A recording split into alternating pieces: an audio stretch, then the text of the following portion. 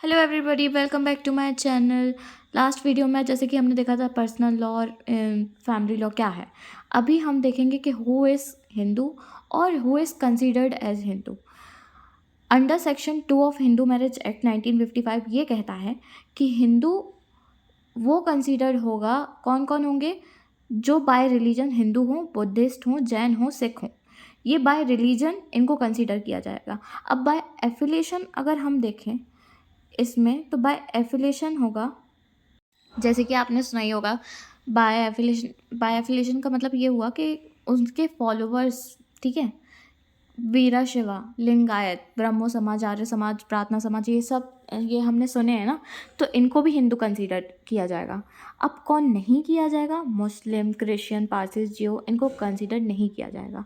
एक बहुत ही prominent case था इस पे, पेरुमल नादर वर्सेस पुन्नु स्वामी 1971। काफ़ी इम्पोर्टेंट केस है। इस केस में ये बोला था, सुप्रीम कोर्ट ने ये बोला था कि जो मुस्लिम नहीं है, क्रिश्चियन नहीं है, पारसी नहीं है, जो किसी रिलीजन में कंसीडर नहीं होता है, then that person considered will be as a Hindu, और वो गवर्न भी होगा हिंदू लॉ से। Now we talk about sources of Hindu law, कि हिंदू लॉ के सोर्सेज क्या हैं। तो ब्रॉडली 2 कैटेगरीज में डिवाइड है सोर्सेज हिंदू लॉ के: ancient source and modern source. Ancient source की अगर हम बात करें हिंदू लॉ में, तो एंशियंट सोर्स 4 कैटेगरीज में डिवाइडेड है, जैसे कि श्रुतिस, स्मृतिस, डाइजेस्ट एंड कमेंट्रीज, और लास्ट जो कि बहुत इम्पॉर्टेंट है एंशियंट सोर्स के बारे में अगर हम बात करें, तो वो है customs.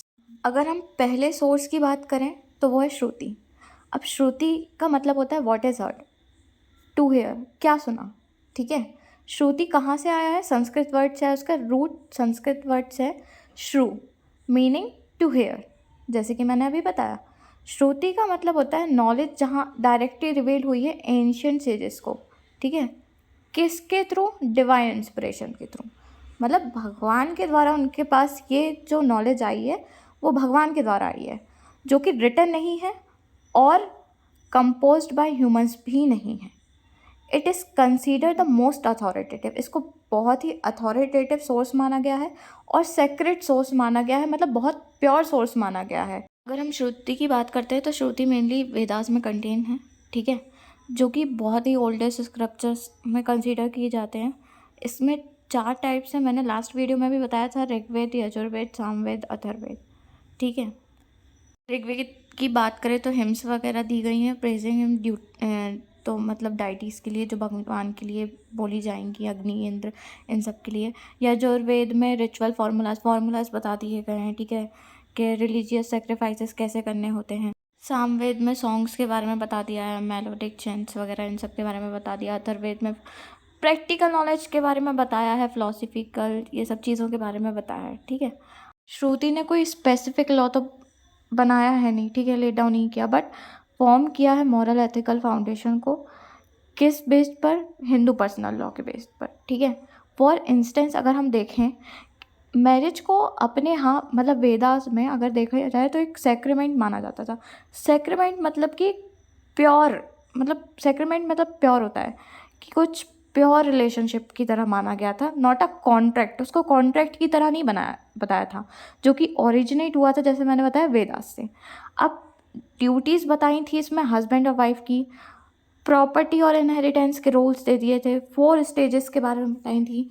4 stages of life in Hinduism are known as ashramas system, ठीक है, जिसमें ब्रह्मचर्य स्टूडेंट की लाइफ, गृहस्थ हाउस होल्डर, जिसमें गृहस्थ जीवन, शादी की रिस्पॉन्सिबिलिटीज़ और फैमिली को संभालना और सोसाइटी को कंट्रीब्यूट करना, और फिर वानाप्रस्था भी एक थी जो हर्मिट के बारे में बात करती थी, जो मतलब कि अब आप अपनी रिस्पॉन्सिबिलिटीज़ नेक्स्ट जनरेशन को दे दो, ठीक है। फिर संन्यास के बारे में बात करती थी, जिसमें मोक्ष के बारे में बात होती है, ठीक है। वॉन्डरिंग एसेटिक, ठीक है। तो ये आश्रमा सिस्टम के 4 स्टेजेस हैं, जो कि ईच फेज है स्पेसिफिक रिस्पॉन्सिबिलिटी एंड गोल्स, ठीक है। अब हम बात करेंगे स्मृति की। ये सेकेंड एंशियंट सोर्स है हिंदू लॉ का। स्मृति वर्ड की बात करें तो वो भी संस्कृत रूट से ही जन्मा हुआ है, SMR मतलब कि टू रिमेंबर, क्या याद रह गया, है ना। It refers to human author text based on divine revelation. Divine revelation जैसे कि मैंने श्रुति के बारे में बताया कि डिवाइन इंस्पिरेशन ने उनसे जिसको बताया, ठीक है। अब उन्हें क्या याद रह गया, वो स्मृति है, ठीक है। Smriti do not have the same authority as shruti. देख लो भैया, श्रुति की तरह सेम अथॉरिटी तो नहीं है स्मृति की, मोस्ट अथॉरिटेटिव तो श्रुति ही रहेगा। They play a crucial role in shaping Hindu personal law, ठीक है। While Shruti lays down the fundamental moral and spiritual truths, Smriti translate to those into practical rules for daily life में, including civil, criminal, procedural aspect, और वो interpret करती है वैदिक philosophies को भी, ठीक है। अब अगर स्मृति लिटरेचर की बात करें तो टू मेन कैटेगरीज में डिवाइडेड हैं, धर्मसूत्रास एंड धर्मशास्त्रास। धर्मसूत्रास सबसे ओल्ड लिटरेचर मानी जाती हैं, प्री क्लासिकल पीरियड के टाइम की अर्लीस्ट फॉर्म है स्मृति लिटरेचर का। रिटन इन प्रोज और शॉर्ट एपोरिज्म, छोटे छोटे शॉर्ट फॉर्म में लिखी गई हैं, लेस सिस्टमेटिक है बट वो मोर रिचुअलिस्टिक हैं। एग्जाम्पल में जैसे आपस्तंभा धर्मसूत्रास, गौतमा धर्मसूत्रास, बौद्धायना, वशिष्ठा, ये सब इसके एग्जाम्पल्स हैं। अब हम धर्मशास्त्र की बात करें तो वो क्लासिकल स्मृतिज हैं जो कि पोएटिक वर्सेस मतलब श्लोक के फॉर्म में लिखी गई हैं, मोर सिस्टमेटिक और एक्सपेंसिव है देन धर्मसूत्रास। अब इसका एम है अप्लाई करना वैदिक प्रिंसिपल्स को किस चीज़ के लिए, टू चेंजिंग सोसाइटल नीड्स। इसके फेमस टेक्स्ट हैं मनुस्मृति जो कि ओल्डेस्ट और मोस्ट अथॉरिटेटिव मानी जाती थी टेक्स्ट में, यज्ञवल्क्य, नारदा स्मृति जो कि जुडिशियल प्रोसीजर दिए गए थे उसमें, बृहस्पति स्मृति जिसमें कॉन्ट्रैक्ट लॉ के बारे में, इकोनॉमिक ऑफेंसेस, इन सब चीज़ों के बारे में बताया। तो ये कुछ फेमस टेक्स्ट थे जो इंक्लूड करता था धर्मशास्त्रास। अब जो स्मृतिज थी उसने बहुत ही बेसिस फॉर्म किया था ट्रेडिशनल हिंदू लॉ के लिए। उसमें किंग्स को गाइड किया जाता था, जजेस को, सोसाइटी में जो डिस्प्यूट्स होते हैं उनको रिजॉल्व कैसे करें, मेंटेनिंग ऑर्डर।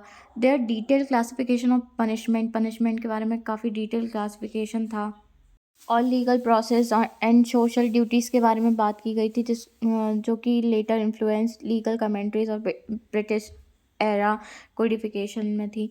और स्मृति क्रिटिसाइज क्यों की गई थी, क्योंकि इंश्योरिंग कास्ट हायरार्की वन सिस्टम था, उस वजह से वुमेंस के अगेंस्ट बहुत डिस्क्रिमिनेशन था, उस वजह से लिमिटेड राइट्स मिले थे वुमेंस को इनहेरिटेंस और एजुकेशन में, और धर्म के नाम पे बहुत हार्श पेनल्टीज दी जाती थी। Modern Hindu law has reformed many of these provision aligning with the Indian constitution principles of equality and justice. जैसे कि आर्टिकल 15 क्लॉज 3 में है कि स्पेशल प्रोविज़न बना सकते हैं वुमेंस और चिल्ड्रंस के लिए। तो ये मॉडर्न हिंदू लॉ के बारे में बात कर रहा है, ठीक है। इसमें रिफॉर्मेशन लाया गया। थर्ड वन की अगर हम बात करें सोर्स की तो वो है डाइजेस्ट एंड कमेंट्रीज़ को भाष्य और टीका भी बोलते हैं, एंड डाइजेस्ट निबंधास भी बोलते हैं, are interpretive legal writings composed by scholars to explain, elaborate and reconcile the smritis, more elaborate कर सके और अच्छे से समझा सके, इसलिए ये डाइजेस्ट एंड कमेंट्रीज आई। They were written because multiple smritis often contradict each other, बहुत सारी स्मृतिज कॉन्ट्राडिक्ट कर रही थी एक दूसरे से। अब स्मृतिज वर आर्चैक मतलब आउटडेटेड और बहुत ओल्ड थी, ठीक है, उनको डिफ़िकल्टी आ रही थी इंटरप्रेट करने में, समझने में, तो वो directly applicable to changing social realities उस पर नहीं हो पा रही थी। There was a need to apply legal principle in real life disputes, ठीक है। कमेंट्रीज जो होती हैं वन स्मृति टेक्स्ट होते हैं, ठीक है, लाइन बाय लाइन समझाया जाता है, section by section.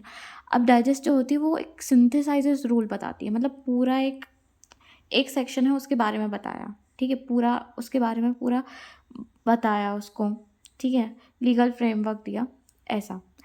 They clarified and systemized the laws for judges, kings and society. Helps in the formation two major school बने, मिताक्षरा स्कूल और दयाभागा स्कूल।